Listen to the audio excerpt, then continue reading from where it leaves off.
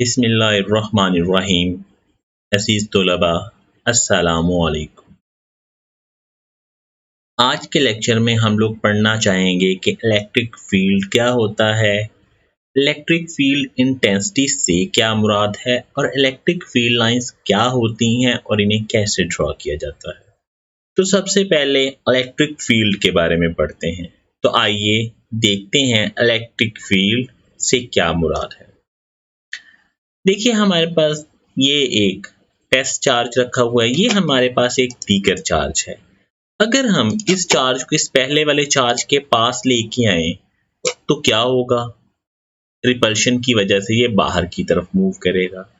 अगर हम बिल्कुल पास नहीं लेके आते, थोड़ा फासले पे छोड़ें, तो फिर भी ये बाहर की तरफ को मूव करेगा।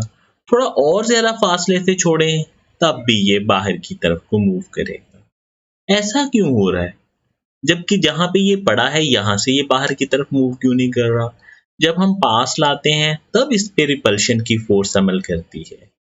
जब ये यहाँ पे दूर पड़ा है तब इस पे रिपल्शन की फोर्स अमल नहीं कर रही। तो इस छोटी सी एक्टिविटी से हमें पता क्या चला? हमें पता ये चला कि चार्ज के इर्द गिर्द एक ऐसा एरिया, एक ऐसा इलाका होता है जहां पे ये दूसरे चार्जेस पे फोर्स लगाएगा।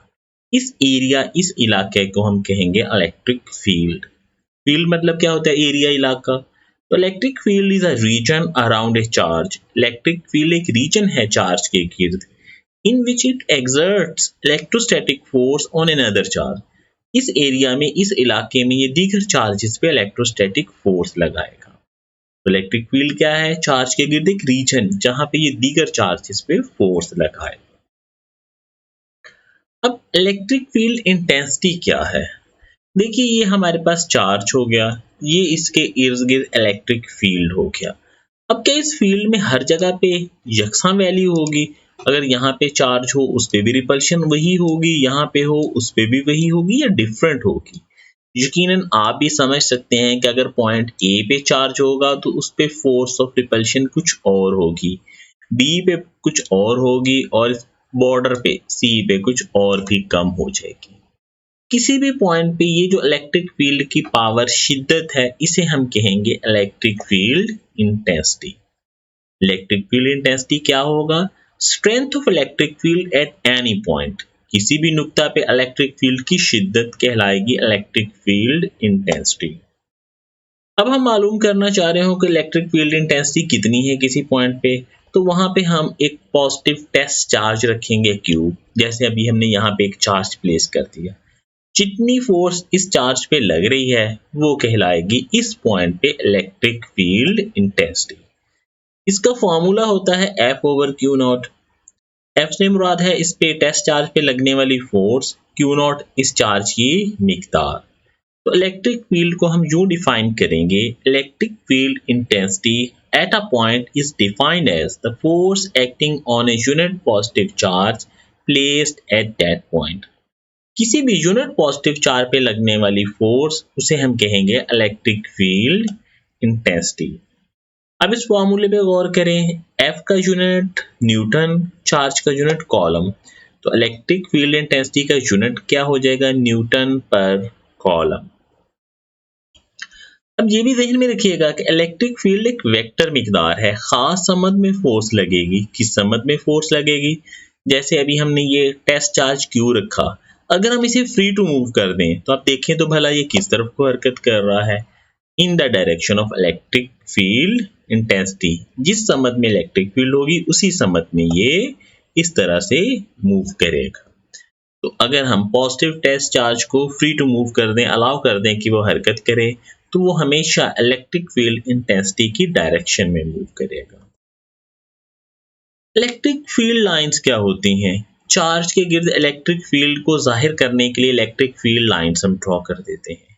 ये इमेजिनरी लाइन है, फर्जी लाइन है, सचमुच में वहां पे मौजूद नहीं होती, बस चार्ज की डायरेक्शन और शिद्दत, यानी डायरेक्शन और इंटेंसिटी को जाहिर करने के लिए इस्तेमाल होती हैं। इन्हें आप ड्रॉ कैसे करेंगे?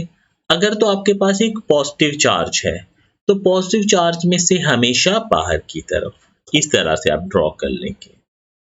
अगर नेगेटिव चार्ज है तो नेगेटिव चार्ज में हमेशा अंदर की तरफ, पॉजिटिव से बाहर की तरफ, नेगेटिव में अंदर की तरफ।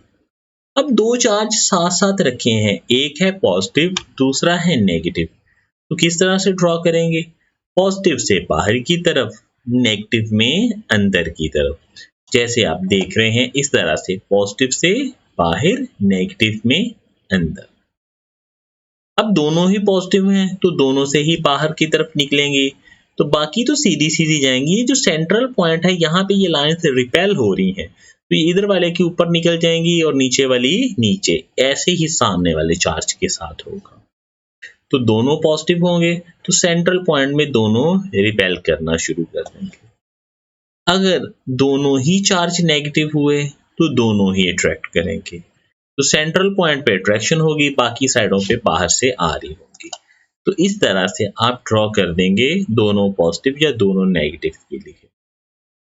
तो इनमें मेन फीचर्स क्या हुए? सबसे पहले तो किसने बनाना शुरू की? माइकल फैराडे ने इंट्रोड्यूस करवाई।